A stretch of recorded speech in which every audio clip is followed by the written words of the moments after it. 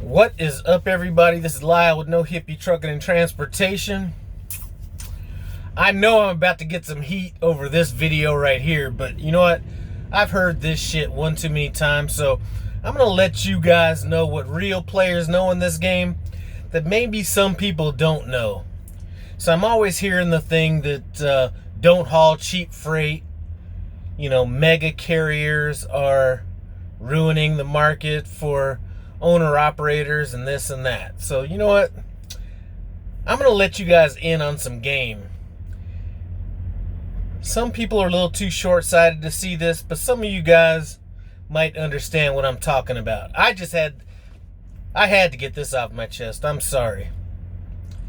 So, now that the spot market or whatever I've been hearing is going good, I'm hearing stuff about $4 a mile, $5 a mile, whatever it is, right?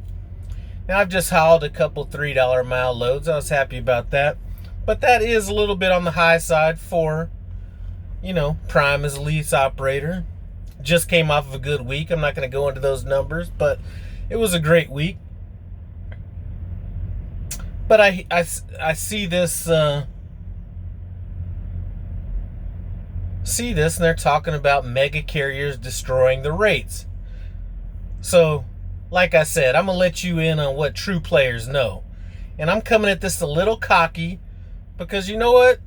This is something I've always lived by. So, let's look back a little over a year ago. How many mega carriers were whining about the rates going down or anything like that? I don't remember any of them. What I do remember is a whole lot of owner-operators crying about what the market was doing, and they're going to have to give back trucks, or they might have to go run under another company's authority for the rates to come back. So let me let you in on a secret.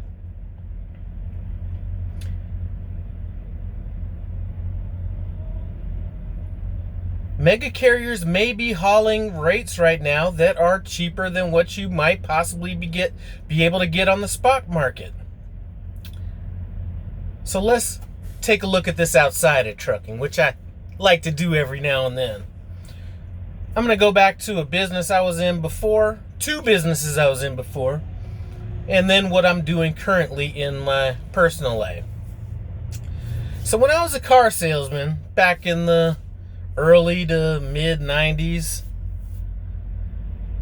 what you used to try to do was build your business on repeat and referral business. How do you do that? You do that by offering maybe a little bit better of a discount than you would normally give to just a random customer that walked in on the lot. What that was doing was helping you build relationships and sell cars to more people. Hence, more of a company or mega carrier fleet idea. You know what I'm saying? You would rather make a little bit less money on guaranteed business in the future than a whole lot of money on business that's unpredictable. Same thing in the mortgage industry, even more so. You know what I'm saying? So, you have a group of clients that you've done business with, things like that. You offer lower interest rates, lower closing costs, whatever the things are, just to keep those people around and coming back to you. Same thing. In my personal life, what I do, I've been renting houses that I own since 2004. So how many years is that? 2004, 2014, 15, 16, 17, 18, 19, 20, 21. So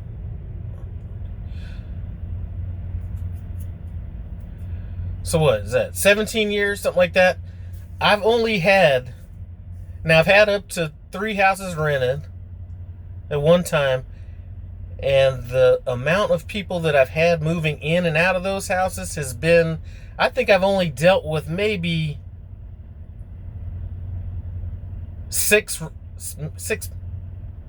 probably 6 or 7 renters that entire time. The current person that's renting my house Or the one that I have right now has been there since 2016, and the person that was there before then had been there since 2006. Do you know why I keep those people in my properties? Because I rent for less than what the market is. Now what people are saying is, Lyle, that's stupid. Why are you renting a house out for $1,375 a month when you can get $1,500 a month easy on that property? Here's why. The predictable money is better than the unpredictable money. Sure, I could go and rent this place out for $1,600, $1,700, maybe even close to $1,800 a month. But you know what that does? It leaves me in more of an unpredictable place. By me trying to rape this person, or not even rape, by me even trying to rent this place at market value, leaves me more open to people moving in and out of my properties more often. So I kind of look at the way, and like I said, I was doing this long before the trucking industry. They just kind of go hand in hand. I would rather have somebody be like, you know what? There's no reason for me to even look anywhere else. You know what I'm saying? The guy that's renting with me now, he's talking about dying in the property. Now, would I rather have somebody I can predict this guy, if he doesn't die, living in the property for at least another 10, 15 years. If I made an extra $200, $300 a month extra on him, would that be worth it? In the short term, it may be. But every time somebody leaves your property, you're having to clean it up. You're having to go a month without rent. You're going to have to do all this other stuff. Contracted freight is the same way. So, is Prime making less money on some of their freight than what the spot market is paying out right now? Probably, but that's predictable freight. And the problem that I see with a lot of these owner-operators that are talking this is they're looking at this so short-term. You know, and the fact that a lot of these guys were out here whining and crying and giving back trucks and, you know, talking about when to get out of the market lets me know that their vision is so short-term that to even listen to some of these people makes no sense. So I was saying way back when I first got into trucking, a low market or down market is the best market to get into. Why? Because you base your business model on that. What happens is a lot of owner-operators got into this, and I'm not talking about all. If the shoe fits, wear it. If it doesn't, don't. But a lot of these guys got in the market when it was good and based their model around that. As soon as there's a little hiccup in the market, you know, now all of a sudden they're whining and blaming their failures on everybody but themselves. So if you're with Prime, and I actually saw this on a Prime Facebook post, or not Prime's Facebook, but it was a Prime driver that posted this. I'm not sure what Facebook page it was on, and they were trying to, compare Prime's rates against owner-operator rates, and there have been several videos. As soon as somebody starts talking about short-term visions and short-term rates and stuff like that, as soon as they start talking about that, I know that they don't understand anything about business philosophy, because you don't really need to know business to be in the trucking industry. Everybody keeps throwing around this word like business this, business that. Listen, unless you're at the fleet operator level, this is not business, okay? Let's not turn this into something it's not. Trucking is fucking running. That's what it is. It's, if you're an owner operator, book the rate, run it. It's not like you're sitting here with some mathematical equations and there's some there's a lot of brain power that goes into operating this, okay? So if you're thinking about coming into the industry Or maybe you're a company driver thinking about going lease, or you're a lease company or a lease operator thinking about going to company, and you keep hearing people talk about business. That is just a term that's thrown around. This is not real business. Okay, let's get that straight. I think a lot of people get scared to go into leases or becoming an owner operator because that word business is thrown around. This is really not business, okay? It's not. Let's just keep that shit real. Now, there might be some business aspects, or you might have to be, I'm not even going to say you have to be business minded, because half the people that I hear complaining about this have their own authority, so technically they're business people. But if they're talking about market rates on a month to month, week to week, basis, then they're, I'll call them business people because they have a business, but they're not business minded.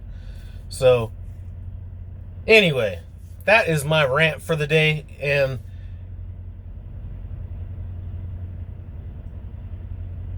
if you are at Prime or Swift or wherever you're at, I mean, let's just talk Prime, because that's all I know. And you hear people talking about the rates are so much better here, the rates are so much better there. You need to realize that you pay for consistent freight. And that pay that you make is going to be lower freight costs. Now, remember when the market went bad, it was the same thing the opposite way. So our contracted freight was paying more than the spot market freight. You cannot have it both fucking ways. Sometimes I just, there's so many things that irritate me about the trucking mindset that I can't really put my finger on it. If you're watching this video to the end, if anybody ever talks about pay and they're talking about take-home pay, they don't know anything about money. Gross pay is what you're talking about. It's not net pay. If you're saying, I bring home this much every week, what if you fucking live in Texas and there's no real estate or no income taxes or whatever? What you bring home has nothing to do with how much money you fucking made. All right? So, that, and then this just short-term approach to everything just drives me fucking crazy. And everybody talks about they're breaking the fucking matrix by, anyway, this business is not hard. Do not let it confuse you. If you hear people, man, I'm watching somebody try to back up, then this is like, this could possibly be the worst back that I've ever seen. He's about to run over this pole, but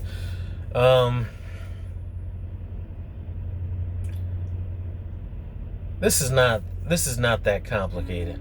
Yep, somebody's honking because he's about to tear some shit up, and he's not worried about it. This is crazy. Anyway, take a long-term approach. There are several people on YouTube that are owner-operators that are actually putting out good information, that think about things in a long-term way, but it seems like the majority of stuff that I see is going to be that short-term type stuff, what the market's doing today. If you're not looking a year down the road, 6 months down the road, a quarter down the road, then you're looking at it wrong. Everybody can have a good week. Everybody can have a good month even. But some of this like blame, and that's another thing. Do not call yourself a fucking hitter.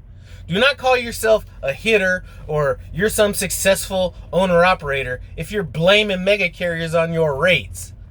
You know what I'm saying? I'm not blaming anybody for anything. Whether I was an owner operator, whether I was in the mortgage industry, selling cars, if I was a homeless motherfucker on the side of the road and I was having a down week, I'm not blaming that shit on anybody else. You know what I'm saying? I'm blaming everything on me. And that's that irritates me about the trucking industry. More that right there is one thing that pisses me off more than anything in the trucking industry. I have seen more people blame failures on another motherfucker than any business I've ever been in before. I never heard it in mortgages.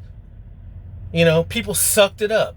I did when I failed the first time. I wasn't like, blaming, Quicken's ruining the market. If there's a company that has lower rates, you know what you do? You beat them with superior service.